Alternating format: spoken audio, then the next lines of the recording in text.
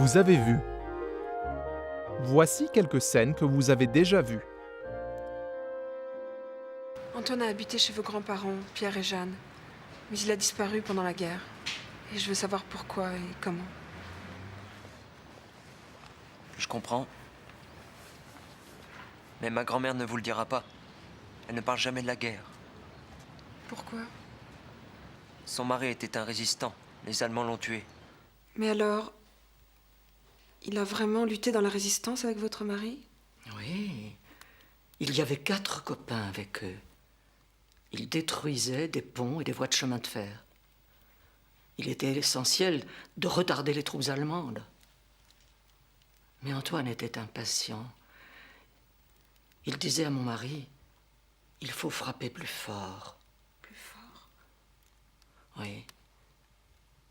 Il a voulu monter des opérations plus importantes. Et je vous le dis, Camille, notre malheur est venu de là. Vous allez voir. Et maintenant, vous allez voir quelques scènes de l'épisode 19. At the end of her narration in the previous episode, Jeanne foreshadows the tragedy to come when she says, Notre malheur est venu de là. As she continues her narrative, she introduces a new character. Listen to her recollections of the role played by Fergus. What does she say about him? And what remains vague? Why might she distrust his plan of action? Un type est arrivé de Paris. Un certain Fergus. Qui était-ce? Un copain d'Antoine, votre grand-père. Il nous a dit les Allemands ont entreposé des armes dans un train qui ne sera gardé que par 2 ou 3 soldats. Nous saisirons ces armes. Et Fergus a demandé à mon mari de réunir tous ses amis résistants. Jeanne's identification of Fergus is vague. We only learn his last name.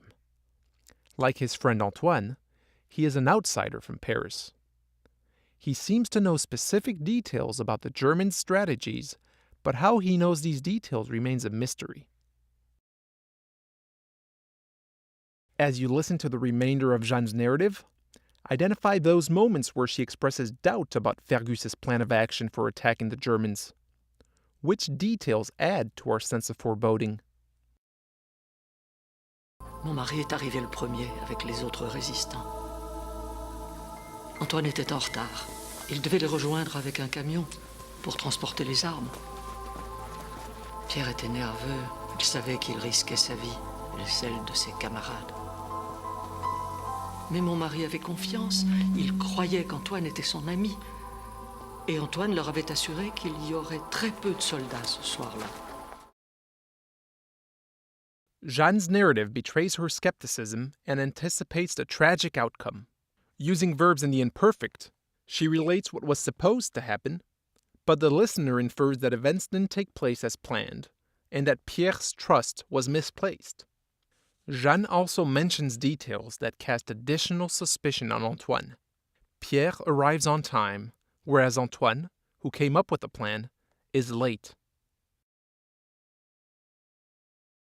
At the end of the episode, Jeanne recalls additional details that might help Camille in her search. As you watch the full episode, keep in mind the following questions. What does Camille learn that allows her to continue her search? What do you suppose Camille's next step will be?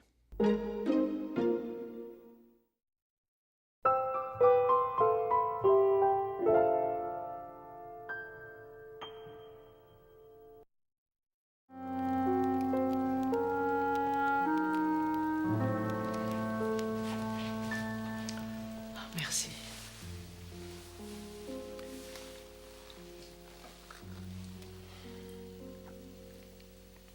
Où en étais-je dans mon histoire? Ah oui. Soudain, Antoine a voulu frapper plus fort. Il a dit, il ne suffit pas de retarder les Allemands. Il faut les empêcher de combattre. Et alors? Un type est arrivé de Paris. Un certain Fergus. Qui était-ce? Un copain d'Antoine, votre grand-père. Il nous a dit les Allemands ont entreposé des armes dans un train qui ne sera gardé que par 2 ou 3 soldats. Nous saisirons ces armes. Et Fergus a demandé à mon mari de réunir tous ses amis résistants. Et il l'a fait? Oui. Il a longtemps hésité, mais finalement il a accepté.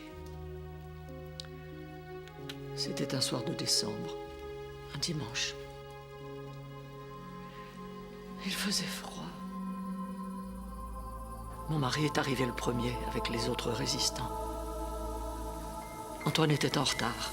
Il devait les rejoindre avec un camion pour transporter les armes. Pierre était nerveux.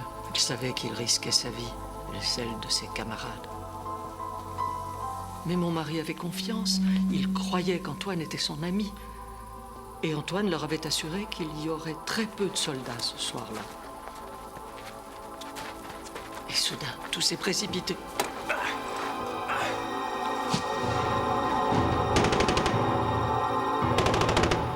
Mon mari a été grièvement blessé, mais il a pu s'échapper et se réfugier sous un wagon. Il a entendu quelqu'un s'approcher. Cette nuit-là, Pierre a réussi à se traîner jusqu'ici. Je l'ai soigné. Mais il est mort au matin dans mes bras. Et il m'a dit, Antoine est un collaborateur des Allemands. Il nous a trahis. C'étaient les dernières paroles de mon mari. Antoine est un traître. Mais comment pouvait-il en être sûr? Il l'avait vu, avec Fergus, qui portait un uniforme nazi. Ce n'est pas une preuve.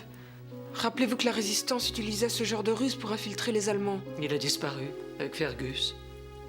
Il n'a donné aucune nouvelle. Lui qui se disait notre ami.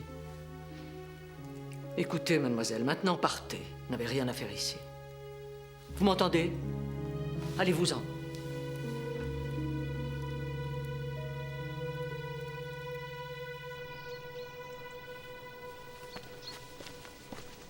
Je voulais vous dire au revoir. Merci. Je suis désolée pour le chagrin que j'ai fait avec votre grand-mère. Elle aussi, elle est désolée de vous avoir mis à la porte. Elle m'a donné ceci pour vous. Elle vous a dit qu'il s'appelait Roland Fergus? Elle s'est souvenue d'autre chose. Fergus habitait Marseille. Marseille? Oui. Avant la guerre, Fergus avait un garage près du Vieux-Port. Merci. Merci beaucoup.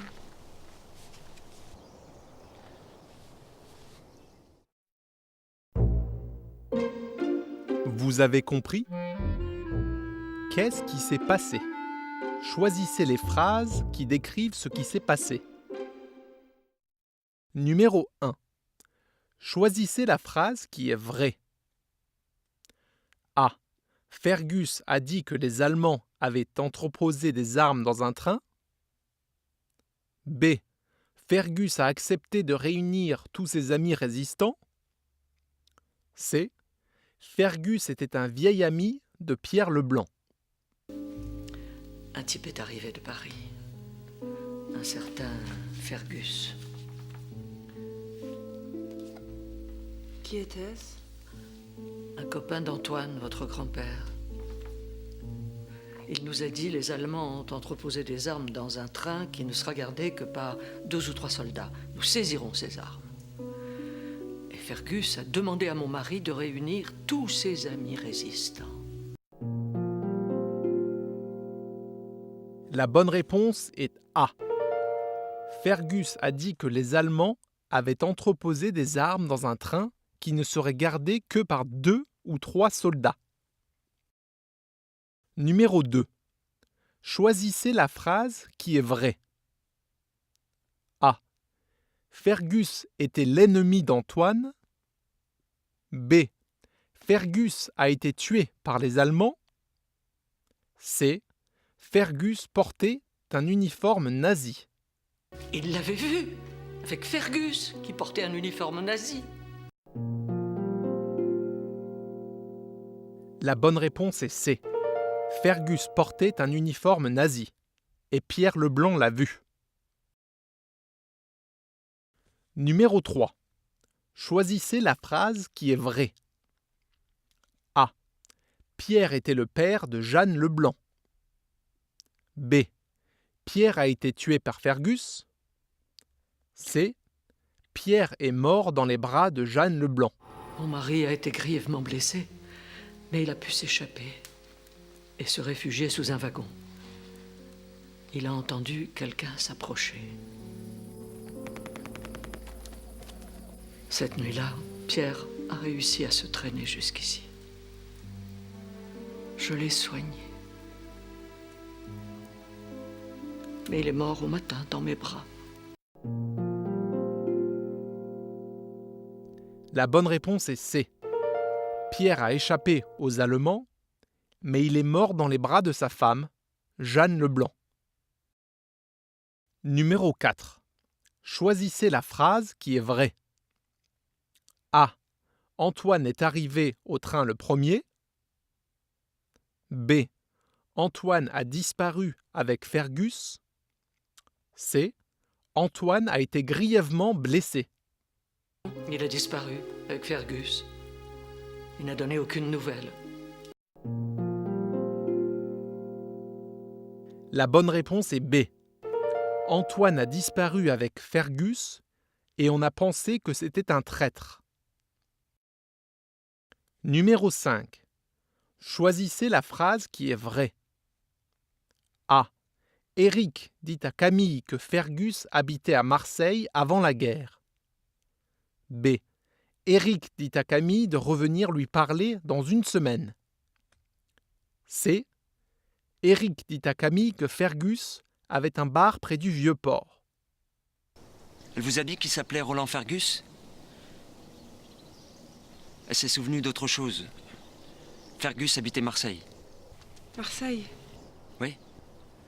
Avant la guerre, Fergus avait un garage près du Vieux-Port. La bonne réponse est A. Éric dit à Camille que Fergus habitait à Marseille avant la guerre. Il avait un garage.